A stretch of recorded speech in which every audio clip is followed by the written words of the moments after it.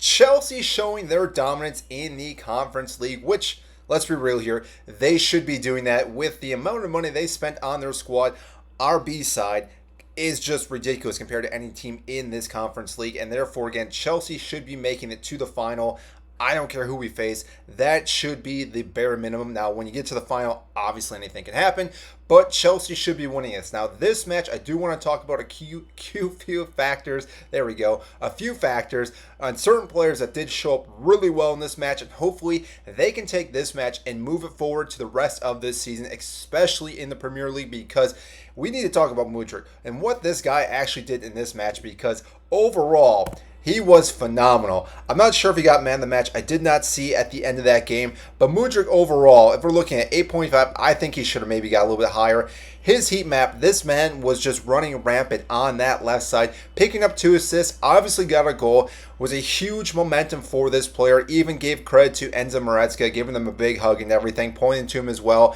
The guy understands, Enzo Maresca, how to nurture a player, and Mudryk is one of those players right now who has been needing it. And yes, you could argue he's a professional. He should be doing a lot better. He should be, again, competing at the highest level each and every game, but some players, they definitely have that all of a sudden mental block where it gets really in their way. Mudryk right now is one of those players, but Enzo Maresca is giving him time, is allowing him to really start feeling a little bit better in this Chelsea squad. Now, granted, he hasn't really played many minutes in the Premier League, but in this tournament right now, he's been doing very, very well. And again, overall, this was a great match for him.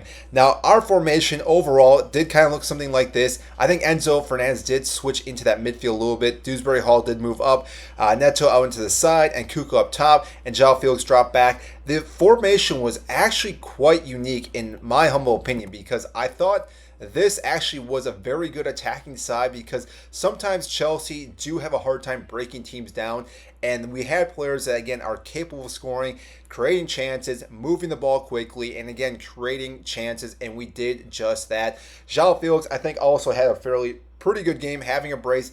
Could argue that maybe he should have had a hat trick. That was a penalty, but it does make sense that Nkunku does take that. He is the guy who takes it if he's on the pitch. If Cole Palmer is on the pitch, which, yes, Cole Palmer is not right now in this squad because of what the selection we made. When he gets added to this in January, I believe, it's just ridiculous how Chelsea have such a huge depth comparing some of these players and the other teams that we have to go against. So I do feel slightly bad, but at the same time, this is Chelsea's tournament. They should be winning this.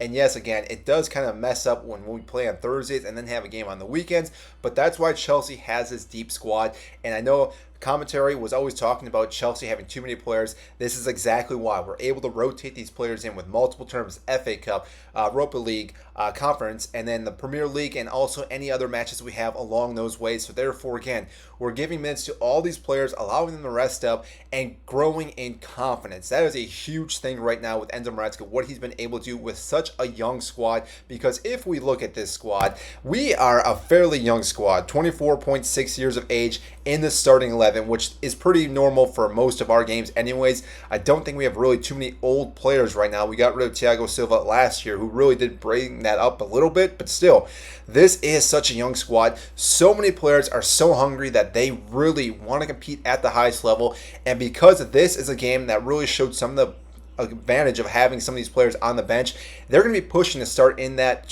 spot in the starting 11 in the Premier League. And again, you could see João Felix possibly starting this weekend. Now, granted, he did play a lot of minutes this weekend, but moving forward, we could easily see him trying to overtake Jackson at some point, and I think he could do it. Now, granted, Jackson has been playing well throughout this entire season as well, but that being said, there is a lot of competition, which, again, when you have a lot of competition, it makes it for a great team. If you remember back in the 2004-05, with all the players we had for Jose Mourinho, having this competition really does push these players. And again, I think this is really good for us to have.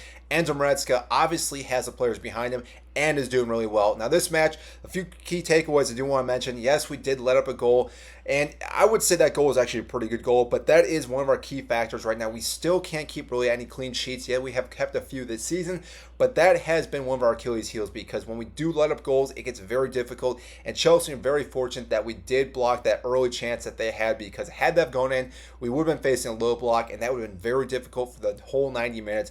But overall, this was a great match, a great display for Chelsea. I think they can utilize this performance, move it forward to this weekend in the Premier League, and I hope that Chelsea can continue to grow and get better and better, because what we keep seeing each and every week is what Enzo Maresca brings to the table, his tactics, his style, and how the players keep getting better. So I do hope you enjoyed this video. If you did, hit the like button, subscribe down below. I greatly appreciate it, and I will see you in our next video.